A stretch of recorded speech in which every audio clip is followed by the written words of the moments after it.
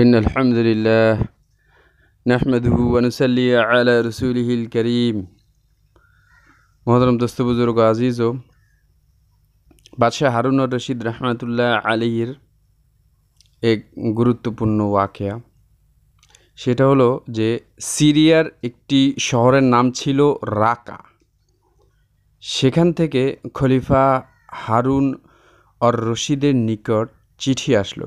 চিঠিতে লেখা ছিল, শহরের বিচারক 1 মাস যাবৎ অসুস্থ, বিচার কাজ স্থগিত হয়ে আছে, খলিফা যেন দ্রুত ব্যবস্থা করেন।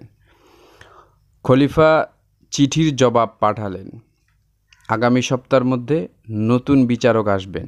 1 সপ্তাহের মধ্যে নতুন বিচারক এসে যোগ দিলেন সেই রাকা শহরে। তো বিচার কাজ একদিন সকালে শুরু হয়েছে। স্থানীয় প্রহরীরা একজন বৃদ্ধা মহিলাকে আসামি হিসেবে দরবারে প্রথম হাজির করলেন। তার অপরাধ ছিল তিনি শহরের এক রেস্তোরাঁ থেকে কিছু রুটি আর মধু চুরি করার সময় হাতে নাতে ধরা পড়েন।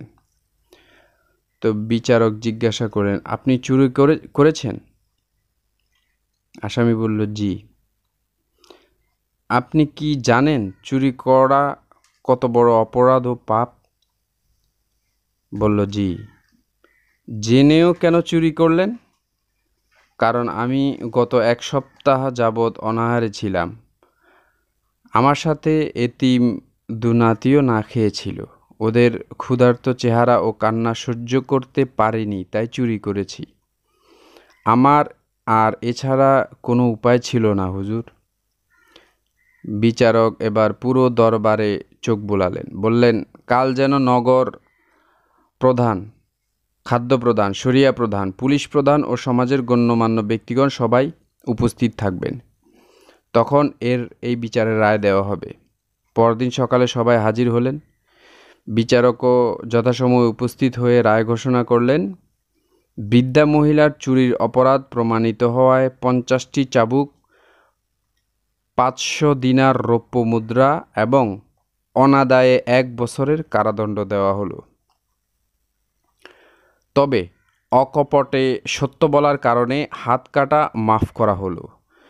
বিচারক প্রহরীকে চাবুক আনার নির্দেশ দিয়ে নিজে নিচে নেমে ওই বৃদ্ধা মহিলার পাশাপাশি দাঁড়ালেন। বিচারক বললেন যে নগরের একজন ক্ষুধার্ত বৃদ্ধা মহিলা না খেয়ে ক্ষুধার যন্ত্রণায় চুরি করতে বাধ্য হয়, সেখানে তো সবচেয়ে বড় অপরাধী সেই দেশের খলিফা। আর আমি এসেছি খলিফা হারুন আর রশিদের প্রতিনিধি হিসেবে। আমি যেহেতু তার অধীনে চাকরি করি, তাই 50টি চাবুকের 20টি আমার হাতে মারা হোক। আর এটাই হলো বিচারকের আদেশ যেন পালন করা হয় এবং বিচারক হিসেবে আমার উপরে চাবুক মারতে যেন কোনো রকম করুণা বা দয়া দেখানো না হয়। বিচারক হাত বাড়িয়ে দিলেন। 2 হাতে পর 20টি চাবুক মারা হলো।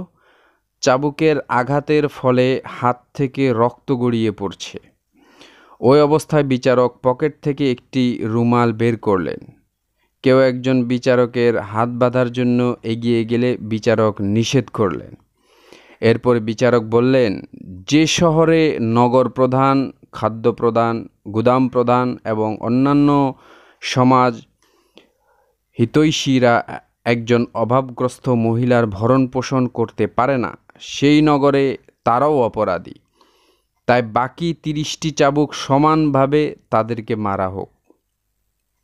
এরপর বিচারক নিজ পকেট থেকে বের করা রুমালের উপরে 50টি রৌপ্য মুদ্রা রাখলেন।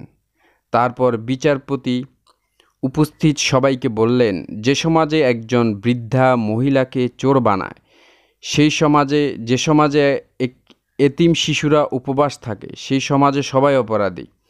তাই উপস্থিত সবাইকে 100 দিনার রৌপ্য মুদ্রা জরিমানা করা হলো।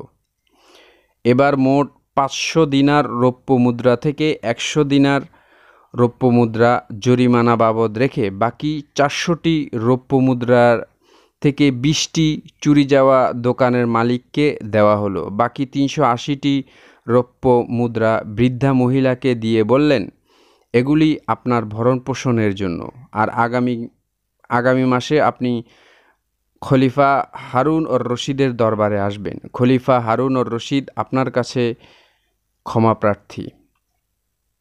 1 মাস পরে বৃদ্ধা খলিফার দরবারে গিয়ে দেখেন খলিফার আসনে বসা লোকটিকে চেনা চেনা মনে হচ্ছে। মহিলা ভয়ে ভয়ে খলিফার আসনের দিকে এগিয়ে যান। কাছে গিয়ে বুঝতে পারেন লোকটি সেই দিনের সেই বিচারক, অর্থাৎ খলিফা চেয়ার থেকে নেমে এসে বললেন, আপনাকেও আপনার এতিম 2 নাতিকে উপবাস রাখার জন্য সেদিন বিচারক হিসেবে ক্ষমা চেয়েছিলাম। আজ দরবারে ডেকে এনেছি প্রজা অধিকার সমুন্নত করতে। না পারা এই অধম খলিফাকে ক্ষমা করে দেওয়ার জন্য আপনি দয়া করে আমাকে ক্ষমা করুন। মহতরম দোস্ত বুজুর্গ আজিজও, এই ছিল একজন রাষ্ট্রপ্রধান খলিফা হারুন আর রশিদ। আর দুনিয়ার সকল রাষ্ট্রপ্রধানদের এমনই হওয়া উচিত।